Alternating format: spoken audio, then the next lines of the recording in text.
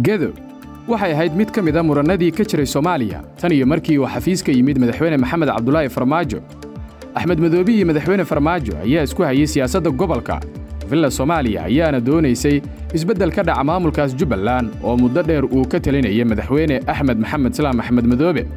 Arrinta ugu weyn waxa ay ahayd doorasho xildhibaano ka soo kala baxay Garbaharey oo taageersan madaxweyne Farmaajo iyo kuwo ka soo baxay magaalada Ceelwaaq oo uu watay madaxweynaha Jubbaland Axmed Madoobe.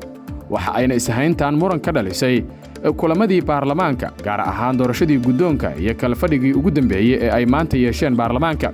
Xildhibaanada ayaana doonaya in la kala saaro.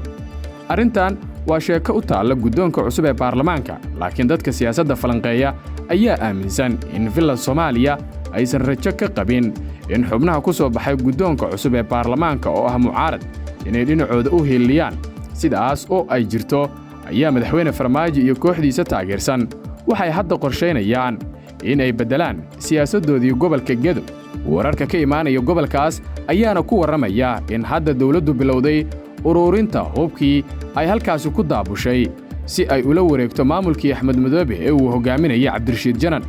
Wararka la helayo waxay tilmaamayaan in taliyayaasha iyo saraakiisha ciidamada lagu amray in hubka lagu soo daabulo magaalada Doolow ee gobolka Gedo. Hubkaas oo isugu jira gaadiid dagaal iyo qoryo fudfudud, isla markaana ay xukuumaddii Xasan Cali Kheyre ay halkaasi geysay. Wararka ayaa intaasi ku daraya in taliyaha ciidanka dhulka General Biixi uu ku sii jeedo gobolka Gedo.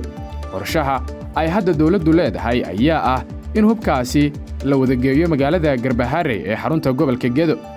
Qorshaha ugu weyn ee laga leeyahay arrintan ayaa ah laba arrin midood: in ciidamada la geynayo magaalada Garbaharey iyo hubka ay yihiin kuwa la doonayo in lagu weeraro deegaano ay Al-shabaab ku sugan yihiin, gaar ahaan gobolka Jubbada Dhexe, iyo in madaxweyne Farmaajo iyo kooxdiisa isaga taageersan ee gobolka Gedo ay doonayaan inay kula gorgortamaan Axmed Madoobe inuu siiyo madaxweyne ku-xigeenka maamulkaas, isla markaasna meesha laga saaro Maxamuud Sayid Aadan oo muddo la soo halgamayay madaxweynaha maamulka Jubbaland ee Axmed Maxamed Salaam Axmed Madoobe.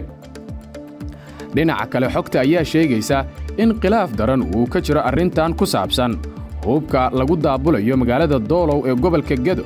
Beelaha qaar ayaa diidan in hubkan loo gacan geliyo ciidan gaar ah, taas oo meesha ka saaraysa awood qaybsiga beelaha. Haddii taliyayaal gaar ah loo gacan geliyo hubkaas, beel welibana waxa ay ka fikiraysaa inay hubkeeda haysato. Taliyaha ciidanka dhulka General Biixi oo aad ugu dhow madaxweyne Farmaajo isla markaana ku duulaya amarkiisa ayaa gaari doona Doolow si uu hubkaasi uga dhigo hub beeleed, maadaama uu markii hore ahaa hub dawladeed. Siyaasadda gobolka Gedo ayaa weli ah mid cakiran. Dawladda soo socota ayaana caqabad waxa ay ka haysan doontaa inay xalliyaan tabashooyinka ka jira gobolka Gedo iyo isku dhaca maamulka Jubbaland.